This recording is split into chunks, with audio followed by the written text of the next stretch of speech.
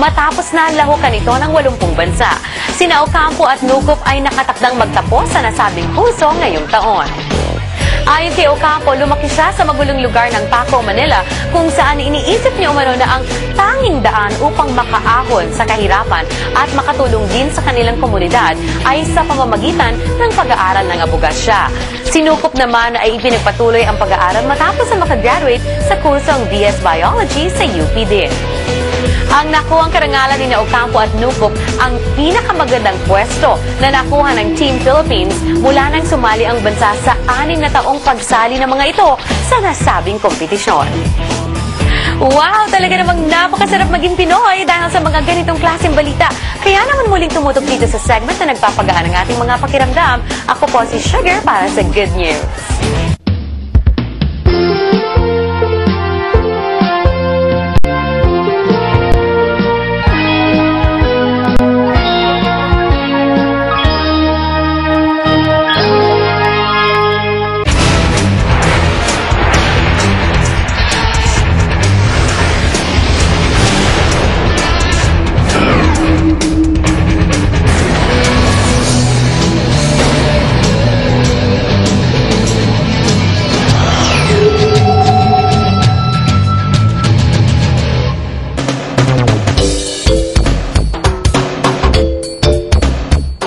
Mrs., masakit na ba ang ulo mo sa pagbabudget?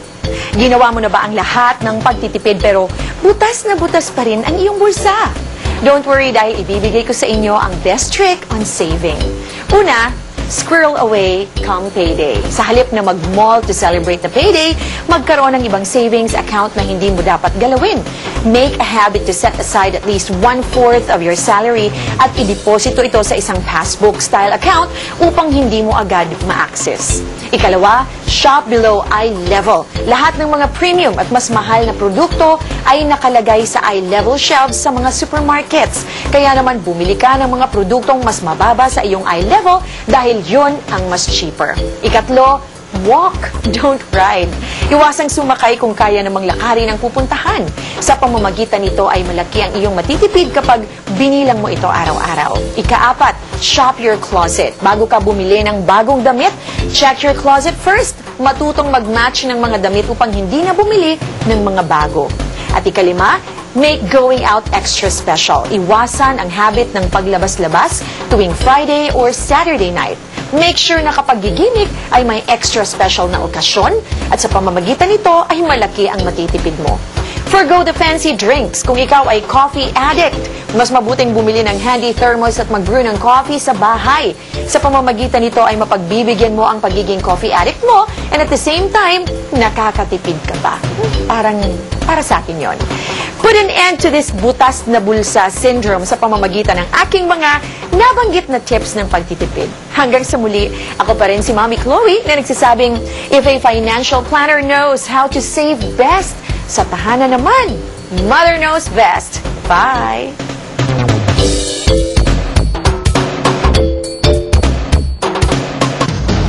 Isang pagtalakay, isang paghihimay, isang pagpapaliwanag. Programang tututok sa mga nangyayaring balita at issue. Ngayon, mas malalimang pag-uusap sa isang mas malawakang paghahanap ng mga detalyeng kailangan mo sa umagang puno ng impormasyon. Ito ang Damdaming Bayan. Damdaming Bayan. Kasama ang kaagapay ng lahat ng Pilipino sa paghahanap ng katotohanan. Ang broadcaster ng bayan, Joe Taruk. Joe Taruk. Oras sa buong Pilipinas, ganap na ang 15 minuto bago sumapit ang alas 7 ng gabi. Muli magandang gabi po, Bansang Pilipinas, sa ikalawang bahagi po ng ating balitaan, balitagtagan sa RH Balita Agad. Ngayong gabing ito mga kaibigan ng Biyernes. Nyo pa rin pong mga kasama sa Ibapawid, RH, Ray, and Henry. Yan. Parang seryoso ko paring Ray ngayon. Alam mo, na-miss ko itong tandem natin na to, ha? Makati Days, di ba? Naalala mo yan. Makati Days, 2002, 2001, 2002. Ginawa na natin ito, eh.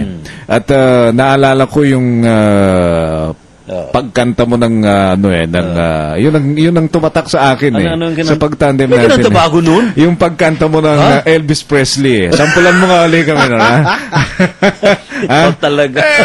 Ikaw naman. Naalala mo ba yun? Yung binibira mo yung mga Baka naman si Elvis talaga kumanda nun. Ano ba yung blue suede shoe ba yun? At saka ano ba yung isa? Ano yung ano yung ito si parang Ray, hindi ho rin yun na itatanong. Ito yung Love Me Tender. Ito itong si parang Ray, hindi nyo na itatanong. Talagang plakadong-plakado po pag tumira ng ito. Ng Elvis Presley ito. Ha?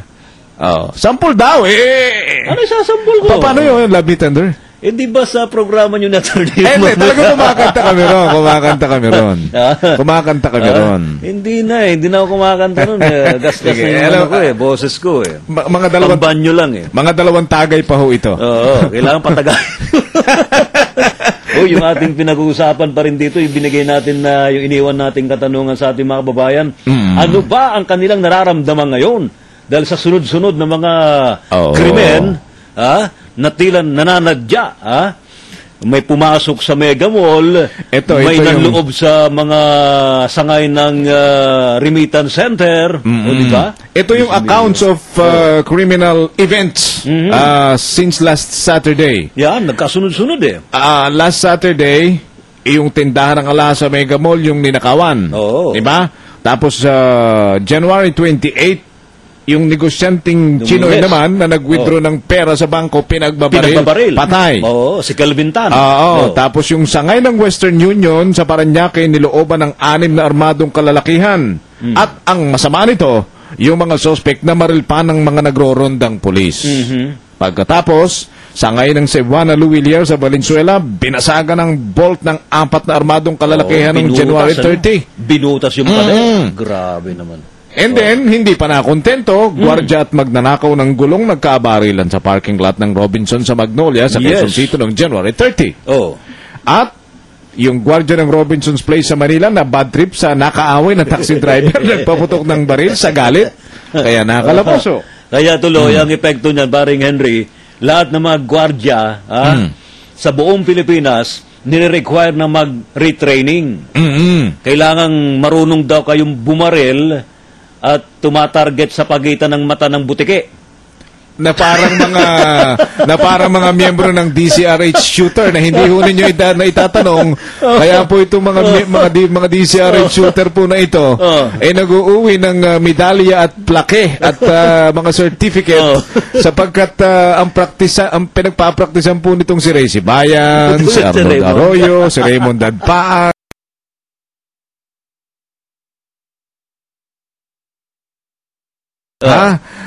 Yung pong pagitan ng mata ng butiki sa Kesame. Ang hirap kayo target. Yun ang pinagpapraktisan nito. Pero kidding aside, ito pa, yung nung January 30, nakamakalawa. 3 kabataang sakay ng SUV, may 2 oras ng inikot-ikot ng carjackers at yung 2 babaeng kasama ng biktima tinangkap ang gahasan.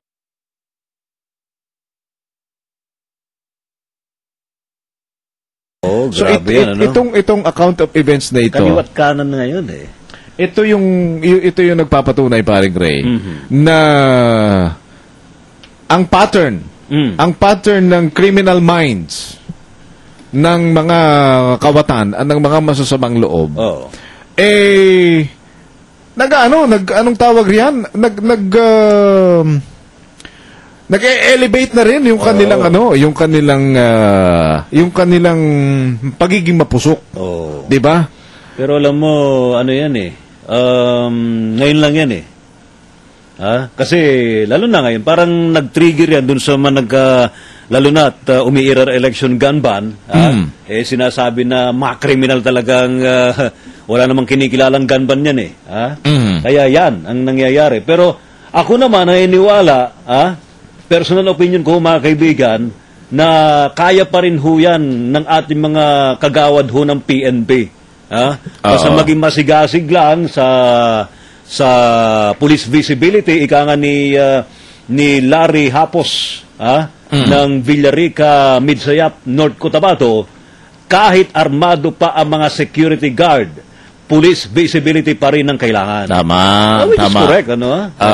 Tama yun. Pero at the same time, dapat yung mga security guard, dapat talagang matraining din sa ganyan. Hindi, pero yun namang Oo. talagang mga lehitimo at mga may integridad na mga security agency, talagang hindi naman parang rin tumatanggap ng kuhan. Oo. Ng mga security guards na hindi dumaan sa proper Kailangan training. talaga may training yan.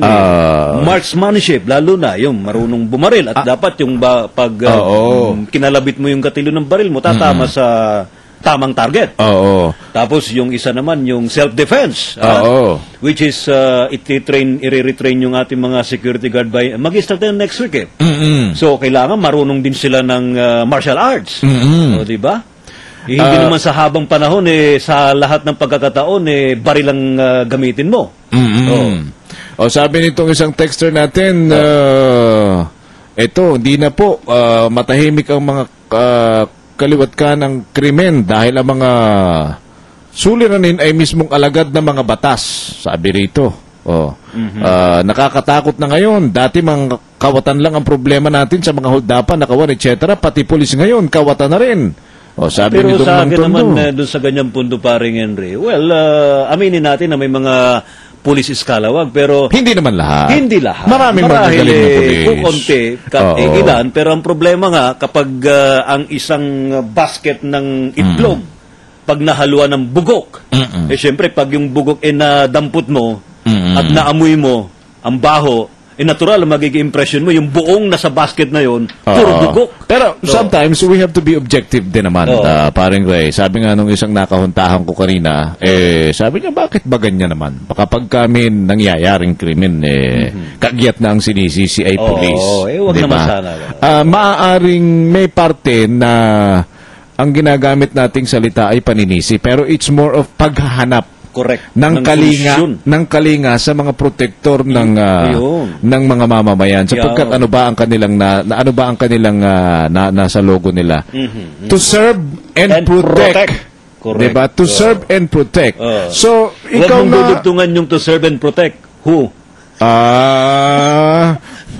Hindi, pero ano pa man ang gusto Kasi mong iba idugtong? pinoprotektahan mga sindikato. The mere fact na yun ang slogan.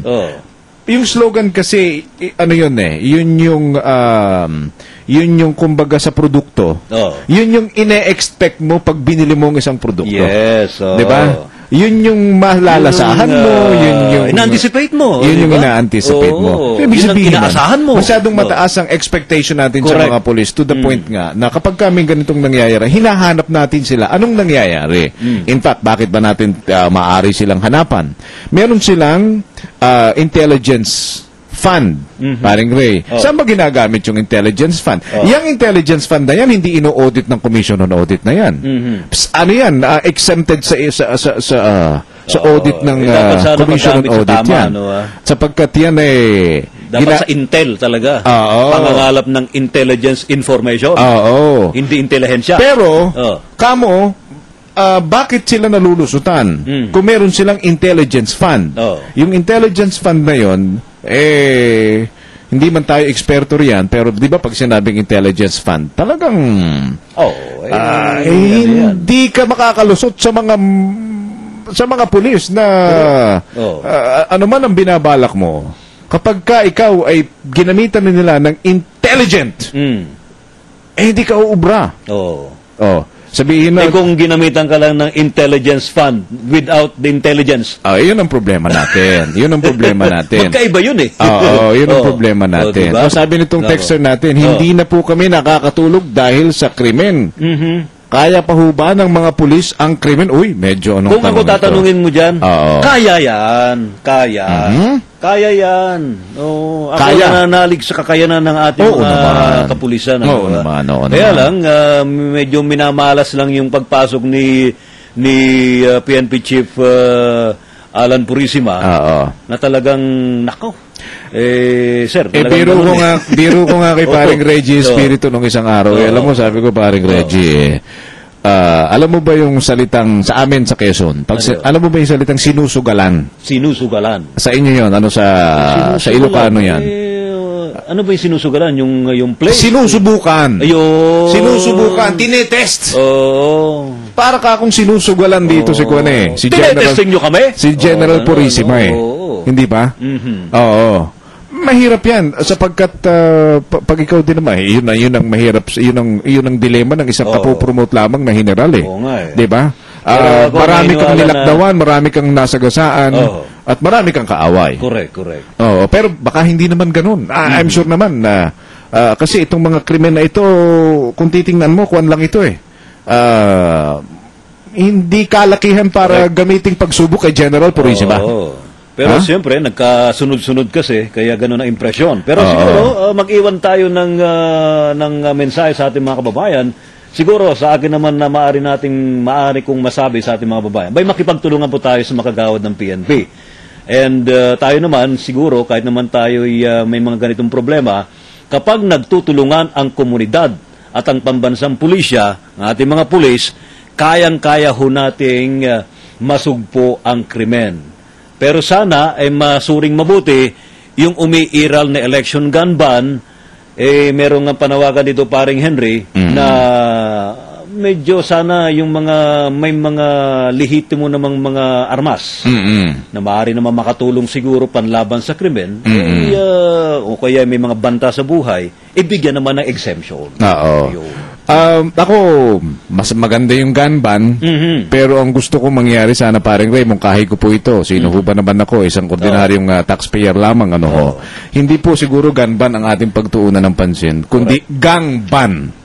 Gang of politicians maintaining private armies and gang of businessmen maintaining private armies to protect their own interests. Yun po ang ating pagtuunan ng pansin. Gang ban. Kami ho'y magpapaalam na mga kaibigan, tayo ho'y muling magkatalamitam sa susunod na linggo. Ito pa rin yung mga lingkod. Antabayanan po ako. At ako po hanggang 7:30 para sa Batas 101. Ako po si Henry Uri. At Ray Sibayan. Kami po ay naglilingkod sa pagbabalita.